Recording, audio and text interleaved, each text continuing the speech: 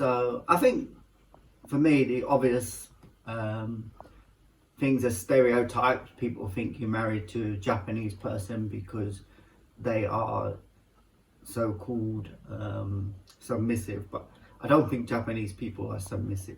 Like I think like they are probably quite strong. I think stronger than Western women in a way. So I don't mind being married to a Japanese person. I think it's quite nice. So obviously positives, you get good food. So I guess we get the best of both worlds. So we can cook English food and Japanese food. And that's quite nice. And also to learn about different cultures. I quite like the Japanese culture. So I studied at University of London, SOAS, and I did quite a few topics in Japanese archaeology, Korean archaeology, so on. So for me, I quite like the culture of Japan,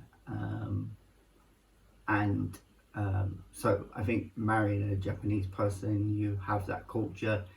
I don't necessarily think the Japanese culture and English culture or British culture is that much different. I think like we're both island nations, and we're both, I guess, like in a way, like a bit more quiet than maybe other European nations, and obviously maybe like other Asian nations might be very different. So I quite like that. Probably negatives could sometimes be communication. I think problem with English and Japanese, as I found out today when we were actually doing a video, the way you say something might be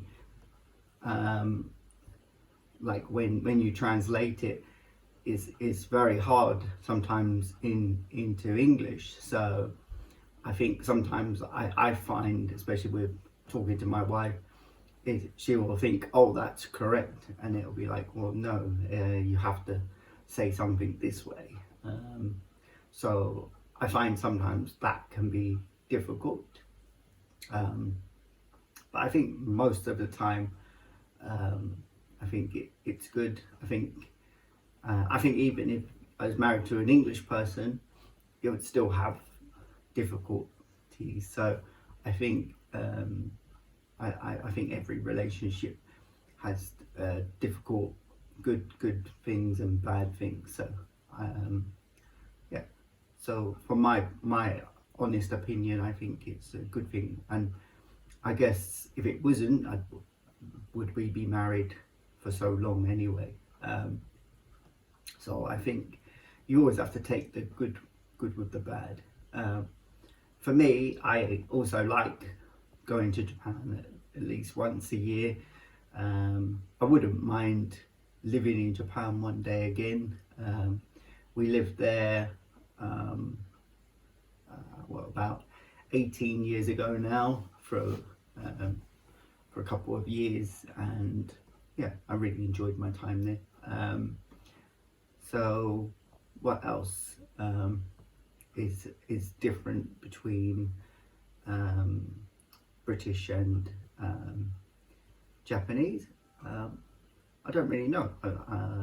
I think, as I said before, I think we're quite similar nations, and I think we like to queue, we like to follow I guess more like a strict regime sort of thing. So I think that's good. Like cleanliness of Japan as well is nice. I quite like that. The things I found strange to start with was like onsen or something like that, but now I'm used to it. I quite like going to onsen. What else? So what else in a relationship? Oh yeah, so the other thing I find sometimes very funny in Japan is when you, like, I think in Japan it's probably more family orientated than in the UK. So when we go on holiday back to Japan, we will often stay at my wife's mum and dad's house, and I still find that is quite funny, because here in the UK you very rarely stay at my mum and dad's house, or if ever, I don't think we've ever stayed there. So that sort of thing, I think, not that we don't have a strong family culture here, but it's maybe not as strong as in Japan. So and then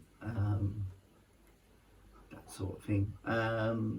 Yeah, so food, as I said, I like Japanese food, and for me, probably some Western people might find some Japanese food strange, but then again, maybe the same with English food.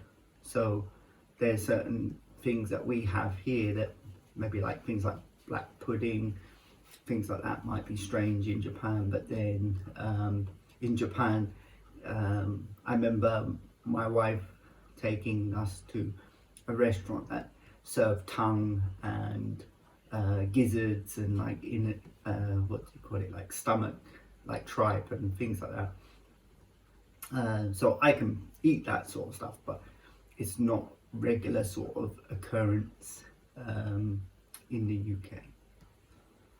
So basically, going back to culture and marrying a Japanese person, I think it's a good thing, and I would encourage other British people or Western people to date and have interracial marriages with Japanese people. Like, I find